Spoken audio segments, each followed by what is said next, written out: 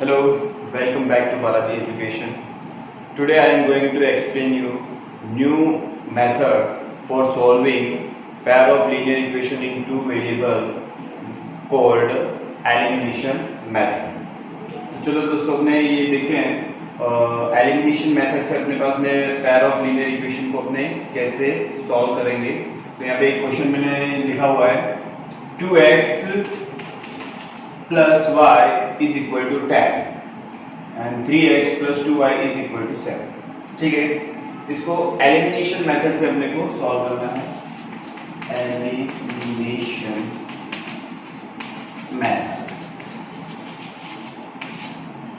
ये one of the algebraic method है अपने पास में। There are 3 method for solving the pair of linear equation in two variable। First अपने ने देखा है सब्स्टिट्यूशन मेथड, सेकंड जो है वो एलिमिनेशन मेथड है और थर्ड जो है वो क्रॉस मल्टीप्लिकेशन मेथड है जो अपने नेक्स्ट वीडियो में अपने उसको देखने वाले हैं। ठीक है, तो चलो इसको अपने सोल्व करते हैं। तो एलिमिनेशन मेथड में आपको सबसे पहले क्या ध्यान रखना है, ठीक है।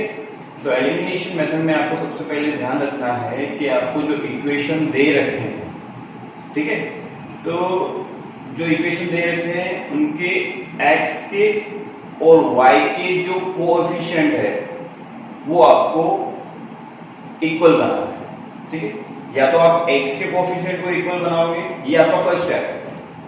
ठीक है, आप या तो x के जो कोएफिशिएंट है उसको इक्वल बनाओगे या तो y के जो कोएफिशिएंट है वो इक्वल बनाओगे। जैसे मैं आपको यहाँ पे बताता हूँ, यहाँ पे x का जो कोएफिशिएंट है वो 2 है और यहाँ पे x का जो कोएफिशिएंट है वो 3 है, तो दोनों अलग अलग है। एलिमिनेशन मतलब अपने पास में क्या है, आपको एलिमिनेट करना है, ठीक है, हटाना है अपने पास।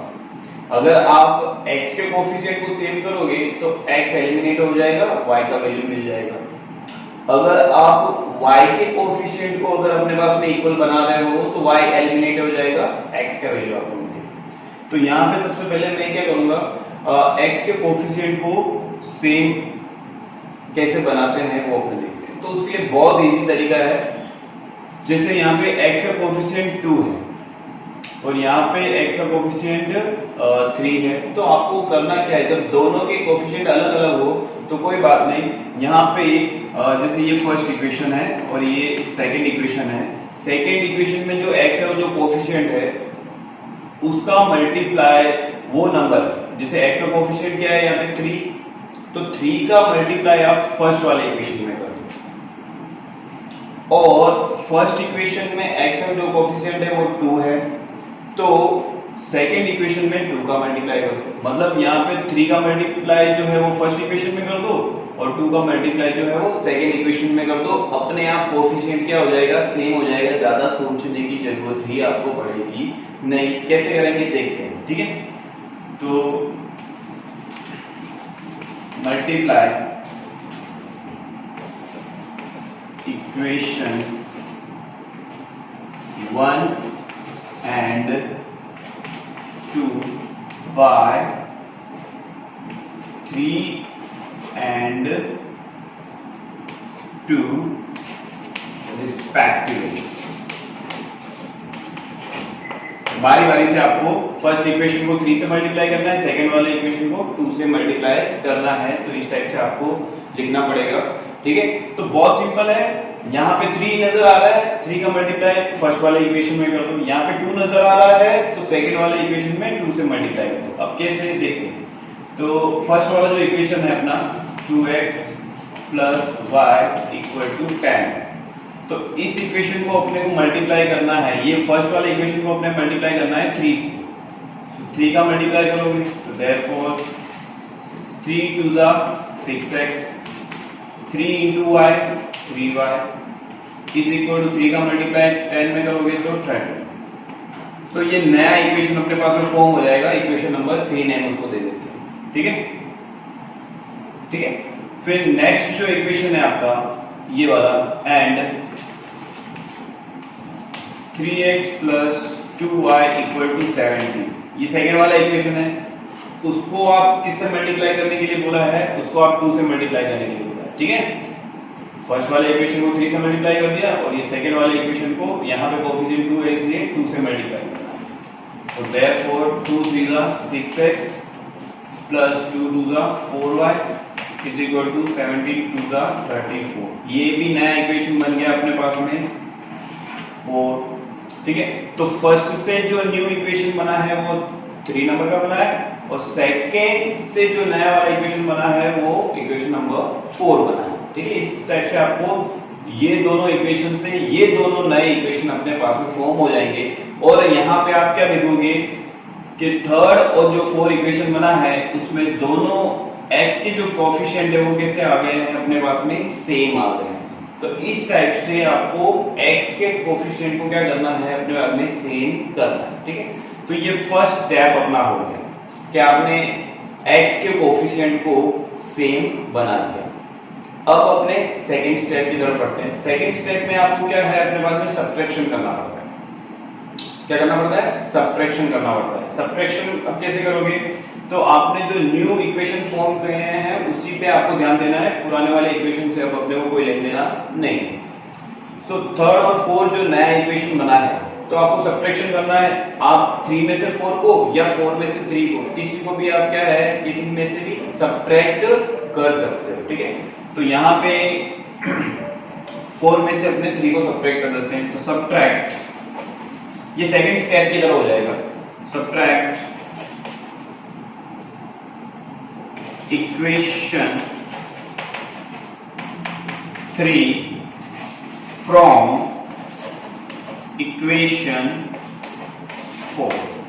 3 को सब्ट्रैक्ट करना है 4 में से, तो 4 वाला क्या है अपने पास में 6x plus 4y is equal to 34। उसमें से सब्ट्रैक्ट करना है थर्ड वाला, मतलब 6x plus 3y is equal to 30। ठीक है, अब सब्ट्रैक्ट करना है तो सब्ट्रैक्ट क्यों कर रहे हैं तो उसका भी रीजन मैं आपको बता दूं, क्योंकि सब्ट्रैक्शन से क्या है, अपने ने जो x के कोफिशिएंट सेम किए हैं, तो टर्म सेम बन गए हैं, तो सब्ट्रैक्शन से वो क्या हो जाएंगे, एलिमिनेट हो जाएंगे। ठीक है, रिमूव हो जाएंगे। सब्ट्रैक्शन करने के लिए आपको क्या करना पड़ेगा, साइन चेंज करना पड़ेगा।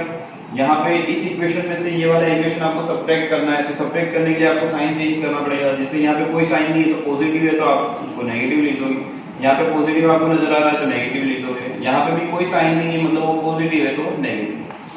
ठीक है, अगर आपके पास यहाँ पे अगर नेगेटिव है तो आपको यहाँ पे पॉजिटिव करना पड़ेगा, और पॉजिटिव है तो आपको यहाँ पे नेगेटिव करना पड़ेगा, मतलब साइन चेंज करना पड़ेगा सेकंड इक्वेशन के लिए। और नई वाली साइन को ही आपको क्या है, ध्यान में रखना। ठीक है, अब देखो 6x में से माइनस हो जाएगा 6x, तो ये हो गया एलिमिनेट, इसलिए इस मेथड का नाम एलिमिनेशन है। तो ये हो गया एलिमिनेट। 4y में से 3y चला जाएगा, 4y में से 3y चला जाएगा, तो 4y में से 3y चला गया तो अपने पास सिंगल y बचा इज इक्वल टू 34 में से माइनस हो जाएगा 30, तो 34 में से 30 को माइनस करोगे तो क्या आ जाएगा 4। तो आपको एक वेरिएबल की वैल्यू आपको यहाँ पे पता चल गई, तो y का वैल्यू क्या हो गया, 4 हो गया। So therefore y equal to 4 मिला है अपने पास में। अब ये y का वैल्यू आप क्या है, कोई भी इक्वेशन में अगर y का वैल्यू आप सब्स्टिट्यूट करोगे तो आपको x का वैल्यू पता चल जाएगा। तो थर्ड स्टेप क्या है, देखो फर्स्ट स्टेप है कोएफिशिएंट सेम करना, सेकंड स्टेप है सब्ट्रैक्शन करना। सब्ट्रैक्शन से आपको किसी भी एक वेरिएबल की वैल्यू पता चल जाएगी, उस वेरिएबल की वैल्यू आपको कोई भी इक्वेशन में फर्स्ट सेकंड थर्ड फोर्थ सबसे जो इजी वाला इक्वेशन है उसी को अपने यूज करने का। तो जैसे फर्स्ट वाला इक्वेशन मुझे इजी लग रहा है तो मैं उसमें इसकी वैल्यू सब्स्टिट्यूट कर देता हूं। ठीक है ना, substitute value of y in equation 1। तो इक्वेशन 1 पे y की वैल्यू में सब्स्टिट्यूट कर रहा हूं, तो इक्वेशन 1 क्या है, 2x plus y is equal to 10। आप कोई भी इक्वेशन ले सकते हो, सबसे इजी वाला इक्वेशन ले सकते हो। 2x की वैल्यू आपको पता नहीं है, y की वैल्यू जस्ट पता चला है 4 is equal to 10, so therefore 2x is equal to 10 minus 4, therefore 2x is equal to 6, therefore x is equal to 6 upon 2, 2 3s are, so therefore x is equal to 3 आपको इस type से मिल जाएगा। तो solution जो मिला है आपको वो मिला है 3 और y की वैल्यू जो मिली है आपको 4। ठीक है, वेरिफिकेशन कर लेते हैं राइट या रॉन्ग है। वेरिफिकेशन में फर्स्ट वाला इक्वेशन में ले या चलो सेकंड वाला इक्वेशन ले लेते हैं अपने पास में 3x + 2y। तो 3x + 2y का वैल्यू कितना आ जाना चाहिए अपने पास में 17 आ जाना चाहिए अगर अपना आंसर राइट है तो। 3x का वैल्यू अपने पास में कितना है 3, 2y का वैल्यू अपने पास में कितना है 4। चलो 3 3 जा 9, 4 2 जा 8, तो 9 और 8 मिलके कितना हो गया 17। दैट मींस अपना आंसर राइट है। तो इस तरह से एलिमिनेशन मेथड अपने पास में होगा। ठीक है, और भी थोड़ा समझने के लिए अपने सेकंड क्वेश्चन देखते हैं।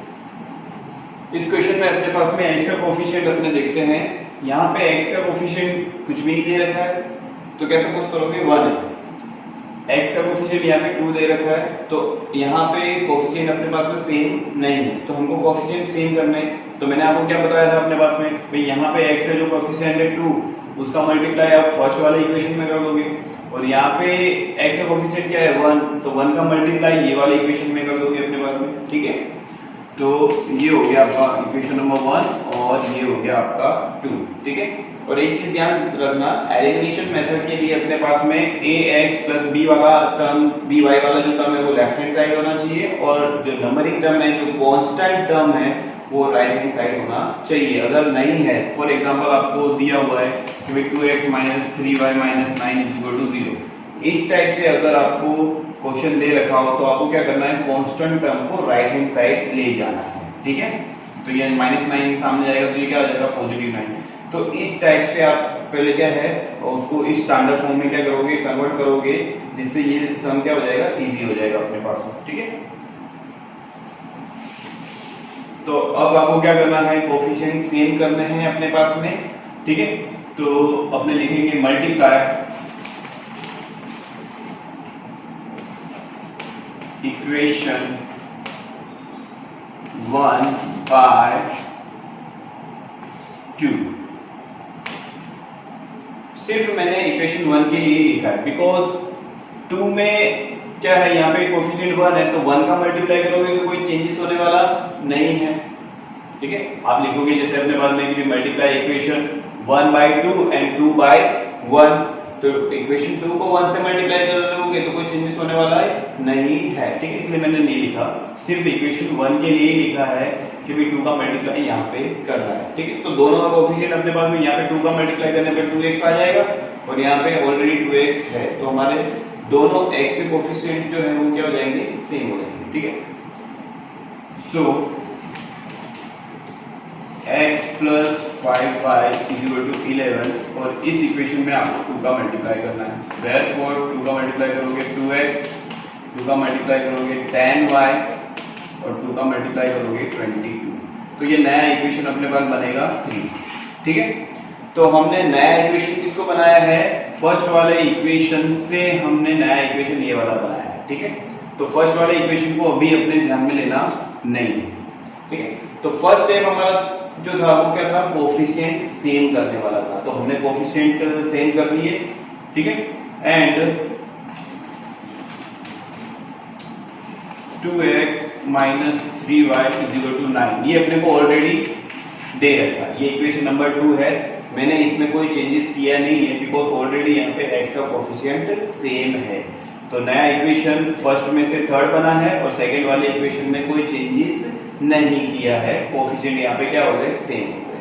ठीक है, तो फर्स्ट हमारा जो काम था कि कोफिशिएंट सेम करना है वो हो गया है। दूसरा स्टेप है हमारा सब्ट्रैक्शन का। मैंने आपको बताया 3 में से 2 को सब्ट्रैक्ट करो या 2 को 3 में से सब्ट्रैक्ट करो, एक ही बात है अपने पास में, आंसर आपका सेम ही आने वाला है। ठीक है, तो now subtract equation 2 from 3। Second number के इक्वेशन को थर्ड वाले इक्वेशन में से सब्ट्रैक्ट करना है। तो अपने पास में थर्ड वाला इक्वेशन पहले लिखेंगे 2x + 10y = 22। वो सेकेंड इक्वेशन अपने पास में है 2x - 3y = 9। चलो सब्ट्रैक्शन करने के लिए अपने क्या करेंगे साइन को चेंज कर देंगे। सेकेंड वाले इक्वेशन का प्लस है तो माइनस, माइनस है तो प्लस, प्लस है तो माइनस। ओके, 2x में से माइनस 2x रिमूव हो जाएगा। 10y प्लस का है, प्लस का 3y, न्यू साइन आपको ध्यान लेनी है। 10y प्लस 3y टोटल हो गया अपने पास में 13y is equal to 22 minus 9। 22 में से आपको 9 माइनस करना है तो अपने पास में आ जाएगा ये 30, ठीक है। सो देयरफॉर अपने पास में 13y इज इक्वल टू 13 आया। सो y की वैल्यू अपने फाइंड करेंगे। सो y इज इक्वल टू क्या हो जाएगा 30 और ये 30 जो मल्टीप्लाई में वो डिवाइड में आ जाएगा 30 गुना 4। सो y का वैल्यू हो गया अपने पास में 1। नाउ फ्रॉम इक्वेशन, अब आप इक्वेशन 1 2 3 किसी का भी यूज कर सकते हो। सबसे इजी वाला इक्वेशन लेके आपको y की वैल्यू उसमें सब्स्टिट्यूट करनी है। तो नाउ फ्रॉम इक्वेशन 1, तो इक्वेशन 1 अपने पास में क्या है, x plus 5y is equal to 11। So therefore x plus 5y, y की वैल्यू सब्स्टिट्यूट कर दो 11। So x plus 6 is equal to 11, sorry 6 नहीं 5 बन जा 5, 5 के सामने भेज दो। So therefore x is equal to 11 minus 5, therefore x का वैल्यू आपको मिल जाएगा 6, ठीक है। तो सॉल्यूशन जो मिला हमको, तो सॉल्यूशन जो है x y is equal to, x का वैल्यू आपके पास में आ गया 6 और y का वैल्यू आपके पास में आ गया 1, ठीक है। वेरिफिकेशन कर लेते हैं अपने पास में।